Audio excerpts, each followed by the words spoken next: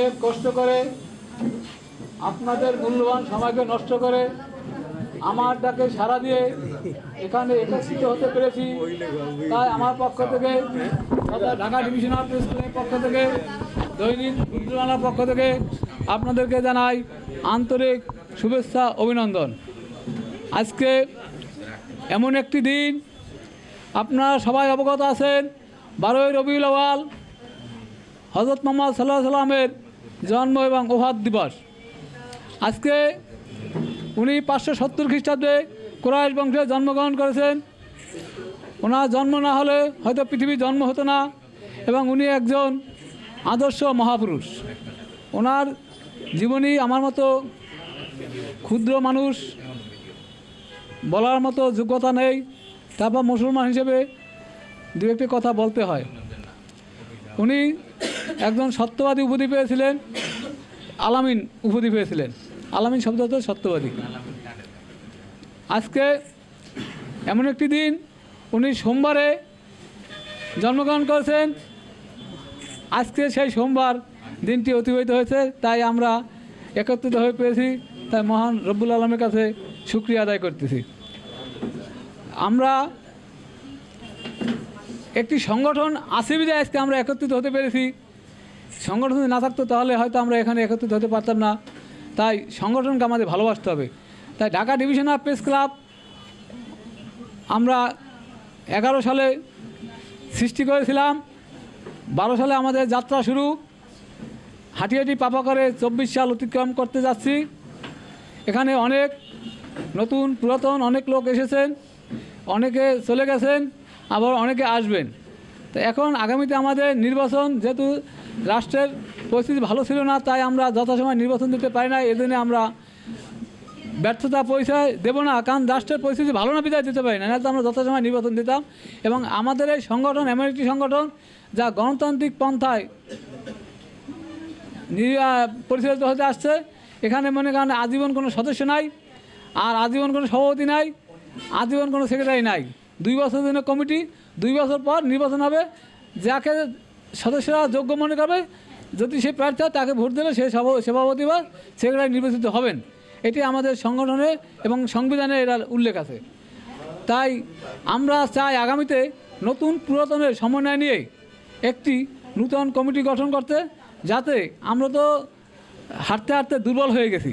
এখন যাতে নতুন লোক আসে, ভালোভাবে সংগঠনের সামনে অগ্রসর হয়, মৃত্যুর পর যেন সংগঠন দাঁড়িয়ে থাকে, এই ধরনের কিছু লোকজন আমরা খুঁজছি। যদি আপনারা উৎসাহ থাকেন তা আমাদের এখানে নতুন সদস্য হবেন এবং সংগঠনকে নিজের মনে করে চালাবার চেষ্টা করবেন, তাতে আমাদের সার্বিক সহযোগিতা থাকবে। আমি আজকে সভাপতি আছি, হয়তো আগামীতে থাকবো না, কিন্তু জীবিত থাকলে সদস্য তো থাকতে পারবো, এটাই আমার চাওয়া পাওয়া। কিন্তু সংগঠন আছে তো সদস্য হয়েছি, মাঠে দাঁড়িয়ে বলতে পারি যে আমি ঢাকা ডিভিশনাল প্রেস ক্লাবের সভাপতি, আমি সহসভাপতি, আমি অমুক, কিন্তু সংগঠন যদি না থাকে তাকে কাকে পরিচয় দেব? তাই এখন আমাদের নির্বাচন অতি সন্নিকটে।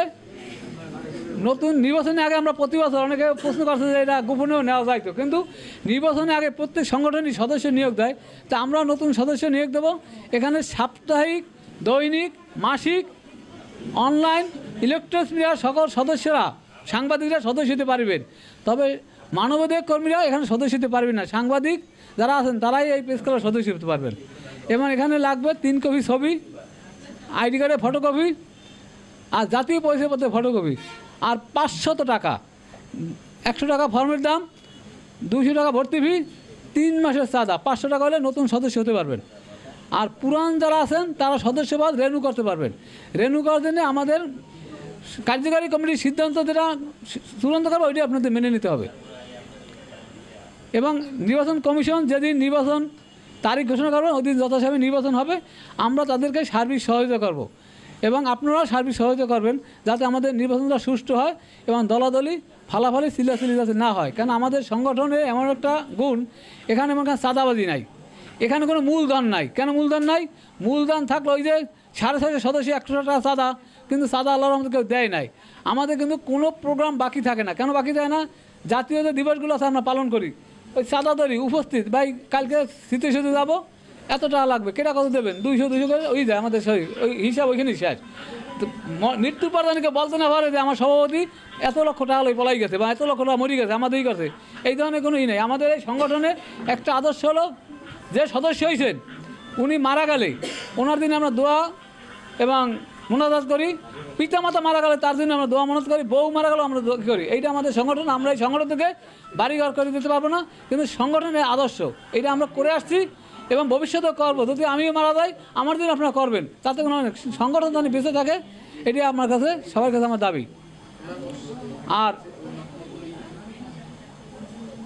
অনেক কষ্ট করে দূর দূরান্ত থেকে আসছেন, আপনারা ঠান্ডা মাথায় আবার স্ব স্থান চলে যাবেন। যদি বেঁচে থাকি তাহলে আবার দেখা হবে, এবং যদি মারা যায় তবে দাবি দেওয়া রাখবেন না, কারণ মৃত্যু যে কোনো সময় হতে পারে, মৃত্যু চিরসঙ্গী। তাই সবার কাছে ক্ষমা চেয়ে আমি আমার সংক্ষিপ্ত বক্তব্য শেষ করছি। আল্লাহ হাফেজ।